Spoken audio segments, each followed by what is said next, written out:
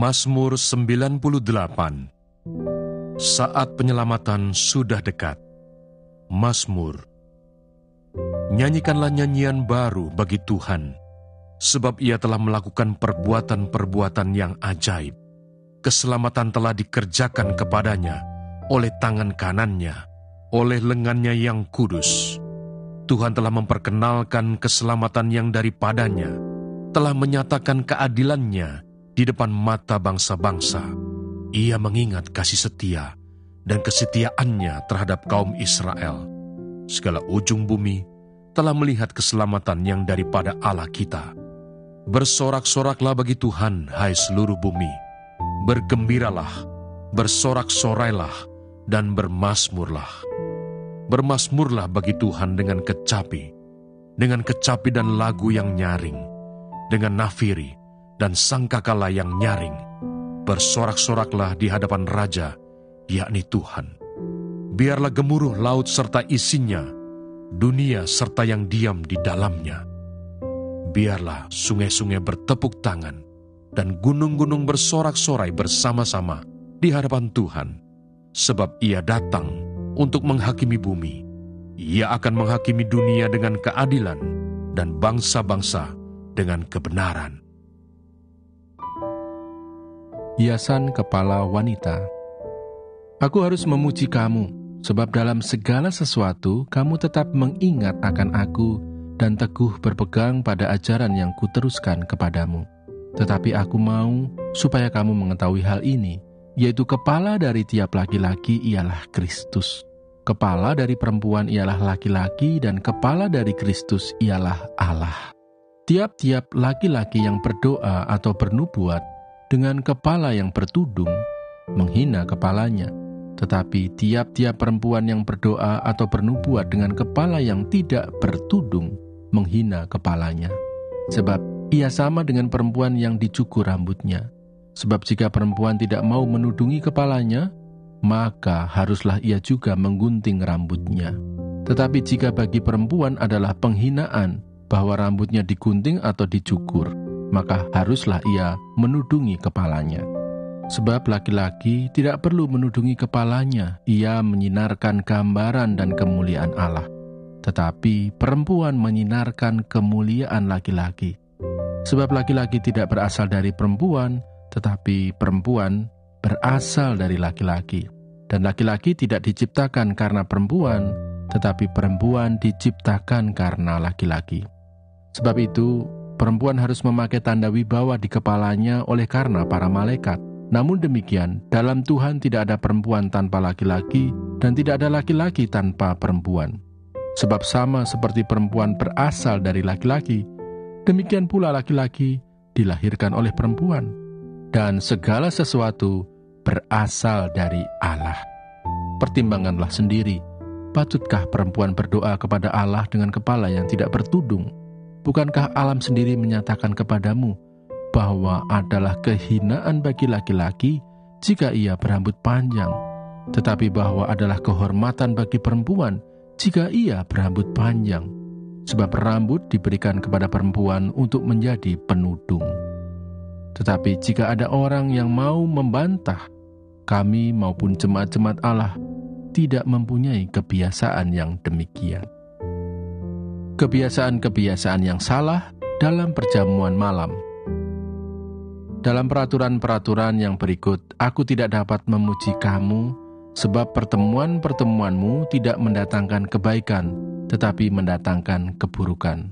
Sebab pertama-tama aku mendengar bahwa apabila kamu berkumpul sebagai jemaat, ada perpecahan di antara kamu, dan hal itu sedikit banyak aku percaya.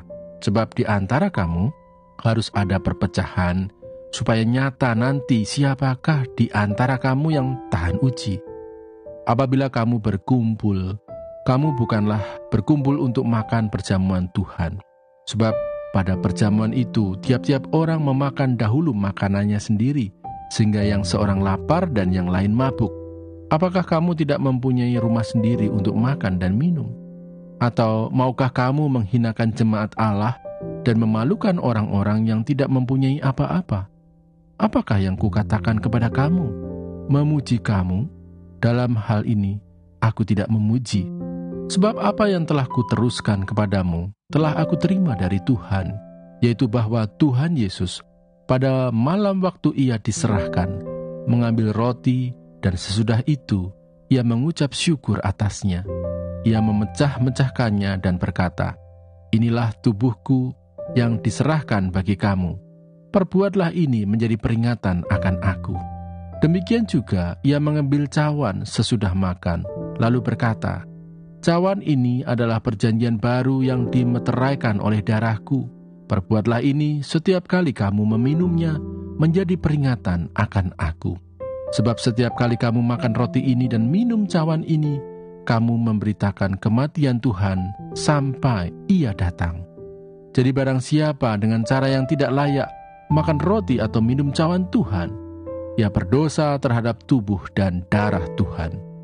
Karena itu hendaklah tiap-tiap orang menguji dirinya sendiri, dan baru sesudah itu ia makan roti dan minum dari cawan itu. Karena barang siapa makan dan minum tanpa mengakui tubuh Tuhan, ia mendatangkan hukuman atas dirinya. Sebab itu banyak di antara kamu yang lemah dan sakit, dan tidak sedikit yang meninggal. Kalau kita menguji diri kita sendiri, hukuman tidak menimpa kita. Tetapi kalau kita menerima hukuman dari Tuhan, kita dididik supaya kita tidak akan dihukum bersama-sama dengan dunia. Karena itu, saudara-saudaraku, jika kamu berkumpul untuk makan, nantikanlah olehmu seorang akan yang lain. Kalau ada orang yang lapar, baiklah ia makan dahulu di rumahnya, supaya jangan kamu berkumpul untuk dihukum. Hal-hal yang lain akan kuatur kalau aku datang." Demikianlah Salomo menyelesaikan rumah Tuhan dan istana raja, dan berhasil melaksanakan dalam rumah Tuhan dan dalam istananya segala sesuatu yang timbul dalam hatinya. Kemudian Tuhan menampakkan diri kepada Salomo pada malam hari dan berfirman kepadanya, "Telah kudengar doamu, dan telah kupilih tempat ini bagiku sebagai rumah persembahan. Bila mana aku menutup langit, sehingga tidak ada hujan, dan bila mana aku menyuruh belalang memakan habis hasil bumi, dan bila mana aku melepaskan penyakit sampar di antara umatku, dan umatku yang atasnya namaku disebut, merendahkan diri, berdoa, dan mencari wajahku, lalu berbalik dari jalan-jalannya yang jahat, maka aku akan mendengar dari sorga, dan mengampuni dosa mereka, serta memulihkan negeri mereka." Sekarang mataku terbuka dan telingaku menaruh perhatian kepada doa dari tempat ini. Sekarang telah kupilih dan kukuduskan rumah ini, supaya namaku tinggal di situ untuk selama-lamanya. Maka mataku dan hatiku akan ada di situ sepanjang masa. Mengenai engkau, jika engkau hidup di hadapanku sama seperti Daud ayahmu, dan berbuat sesuai dengan segala yang kuperintahkan kepadamu, dan jika engkau tetap mengikuti segala ketetapan dan peraturanku, maka aku akan meneguhkan tahta kerajaanmu sesuai dengan perjanjian yang telah kuikat dengan Daud ayahmu, dengan berkata, "Takkan terputus keturunanmu yang memerintah atas Israel." Tetapi jika kamu ini berbalik dan meninggalkan segala ketetapan dan perintahku yang telah kuberikan kepadamu, dan pergi beribadah kepada Allah lain, dan sujud menyembah kepadanya, maka aku akan mencabut kamu dari tanahku yang telah kuberikan kepadamu. Dan rumah ini yang telah kukuduskan bagi namaku, akan kubuang dari hadapanku, dan akan kujadikan kiasan dan sindiran di antara segala bangsa. Dan setiap orang yang lewat rumah yang amat ditinggikan ini akan tertegun dan berkata, "Apakah sebabnya Tuhan berbuat yang demikian kepada negeri ini dan kepada rumah ini?" Maka orang akan berkata, "Sebab mereka meninggalkan Tuhan, Allah nenek moyang mereka, yang membawa mereka keluar dari tanah Mesir, dan sebab mereka berpegang pada Allah lain, dan sujud menyembah kepadanya, dan beribadah kepadanya. Itulah sebabnya Ia mendatangkan segala malapetaka ini ke atas mereka." 2 Tawarikh pasal 8. Beberapa usaha Raja Salomo.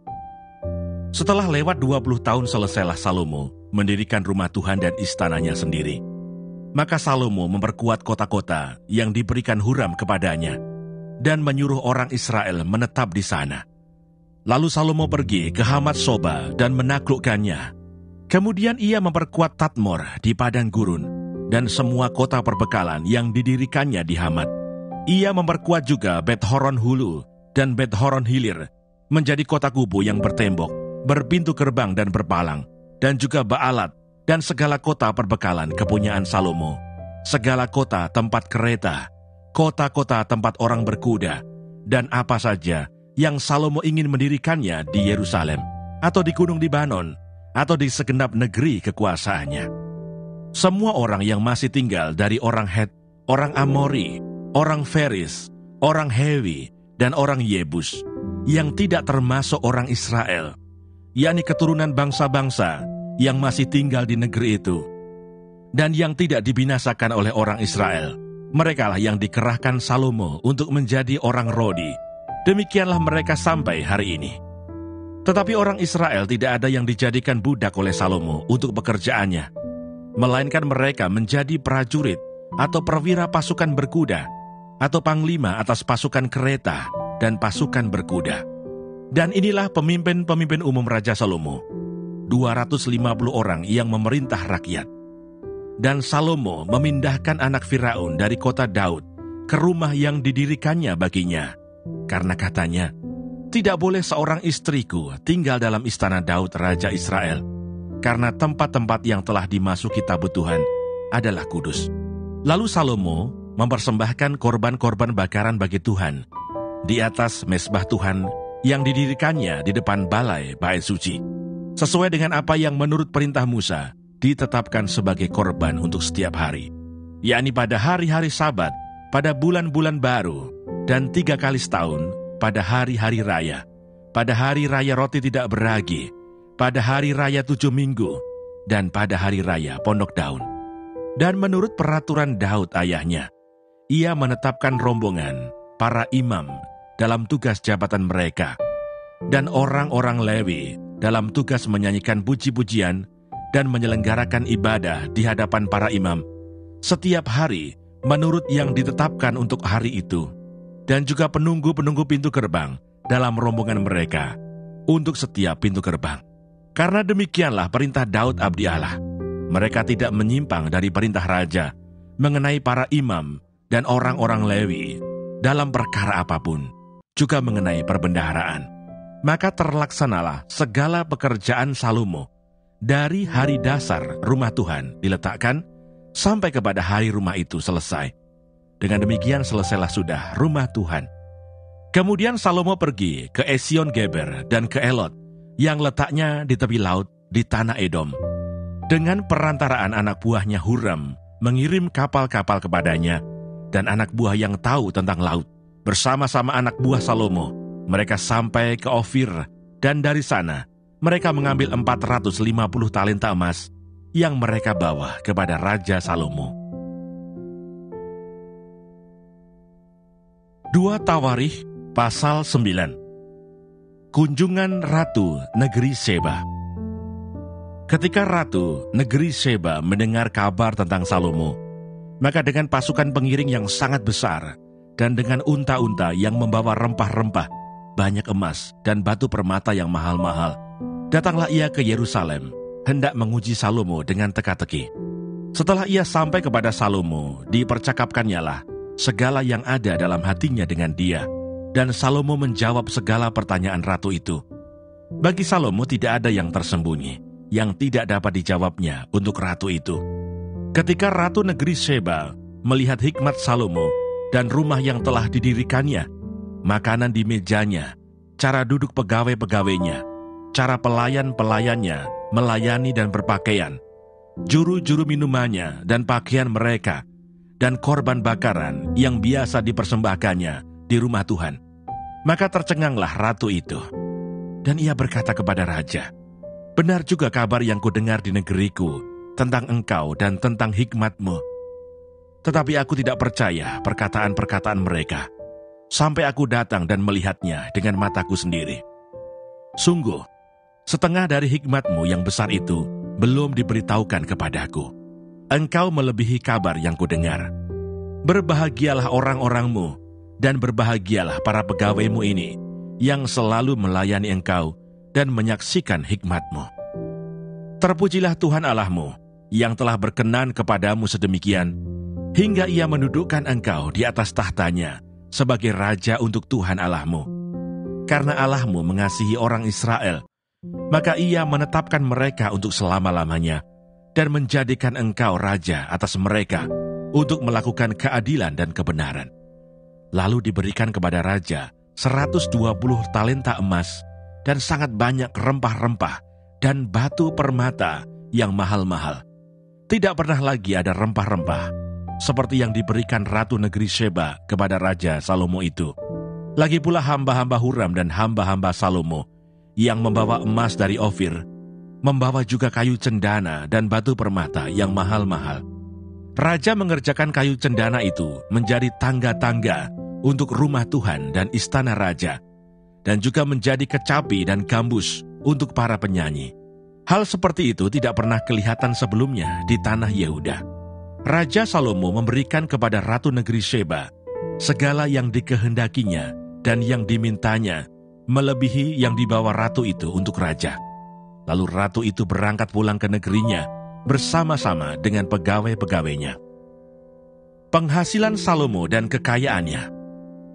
Adapun berat emas yang dibawa kepada Salomo dalam 1 tahun ialah seberat 666 talenta, belum terhitung yang dibawa oleh saudagar-saudagar dan pedagang-pedagang.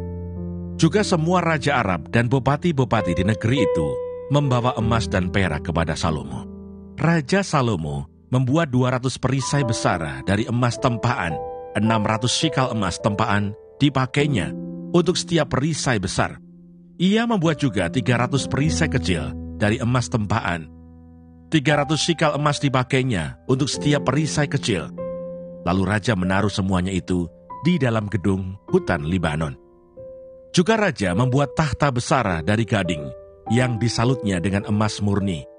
Tahta itu 6 tingkatnya dan tumpuan kakinya dari emas yang dipautkan pada tahta itu.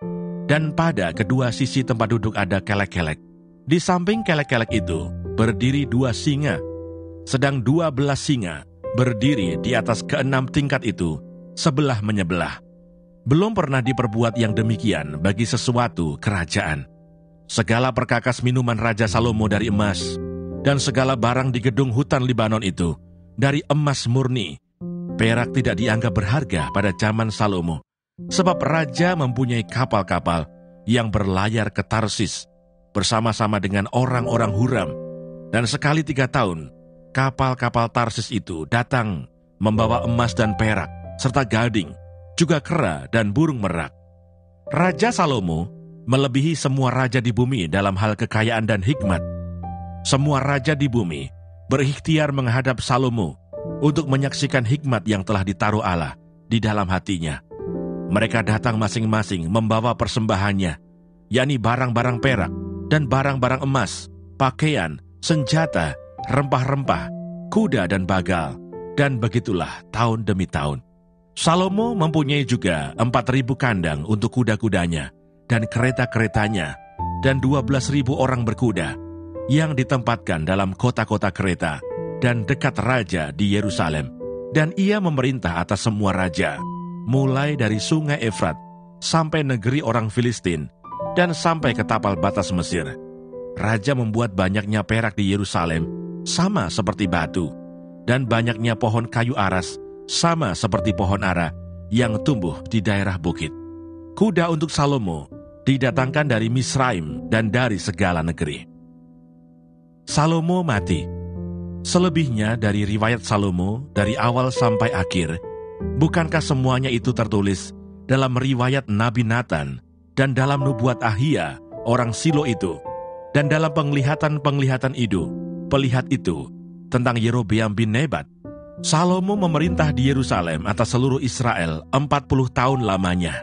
Kemudian Salomo mendapat perhentian bersama-sama dengan nenek moyangnya, dan ia dikuburkan di kota Daud ayahnya. Maka Rehabeam anaknya menjadi raja menggantikan dia.